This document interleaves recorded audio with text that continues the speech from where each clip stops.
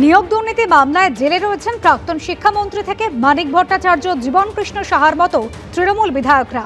তার মধ্যে এবার পাহাড়ের নিয়োগ দুর্নীতির এফআইআরে উঠে এলো তৃণমূলের ছাত্র সংগঠনের রাজ্য সভাপতি থেকে তৃণমূল কাউন্সিলরের নাম।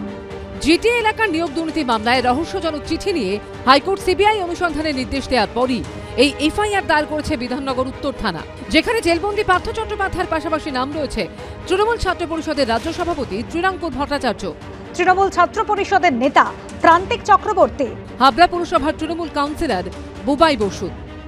নির্বাচন চলে এসছে তো, এবং নির্বাচন আসলেই আপনারা দেখেছেন যে এই বিরোধী দলের নেতাদের বিরুদ্ধে এরকম করা হয়। আমি নিজে নেতা কিনে এতদিন অব্দি আমার একটু ডাউট ছিলাম, কিন্তু সত্যি বিজেপি যেভাবে টার্গেট করছে মনে হচ্ছে সত্যি বোধহয় আমার কাজের প্রভাব তারা একটু ভয় পাচ্ছে। বেসিক্যালি একটা উড়ো চিঠি জমা পড়েছিল, বেনামি চিঠি। সেই বেনামি চিঠির পরিপ্রেক্ষিতে আবার দেখলাম যে সিবিআই তদন্ত নাকি দেয়া হয়েছে। টিএমসিপি নেতা প্রান্তিক চক্রবর্তীকে ফোন করা হলে তিনি বক্তব্য দিতে অস্বীকার করেন। বুবাই বসু ফোনে প্রতিক্রিয়া দিতে রাজি হননি।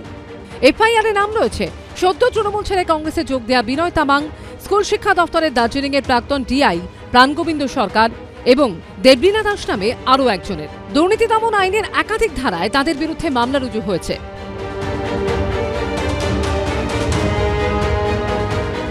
সিবিআই তদন্ত শুরু হওয়ার পরে পুলিশ তার আত্মরক্ষার্থে এই ধরনের কাজ করেছে কিনা এটা সময় বলবে। তিন ধরনের নেতা, এক ধরনের জেলে গেছে, এক ধরনের বেলে আছে, আরেক ধরনের জেলে যাবো বলে আছে।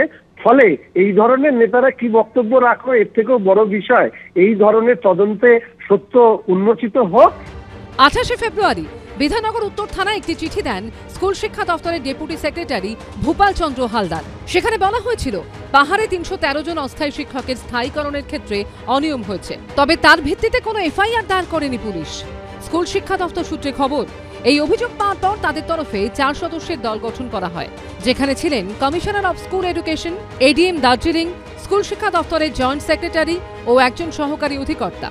সেই কমিটি তদন্তে নেমে দার্জিলিংয়ের তৎকালীন ডিআই প্রাণগোবিন্দ সরকারের বয়ান রেকর্ড করে। সূত্রের খবর, সেই সময় প্রাণগোবিন্দ জানিয়েছিলেন চাপের মুখে পড়ে তিনি এই কাজ করেছেন।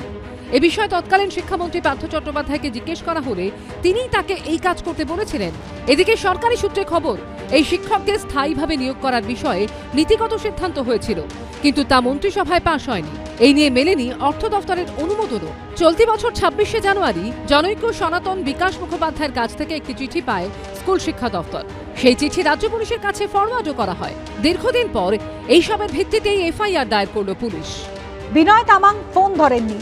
কৃষ্ণেন্দু অধিকারী, পার্থপ্রতিম ঘোষ ও সমীরণ পালের রিপোর্ট, এবিপি আনন্দ।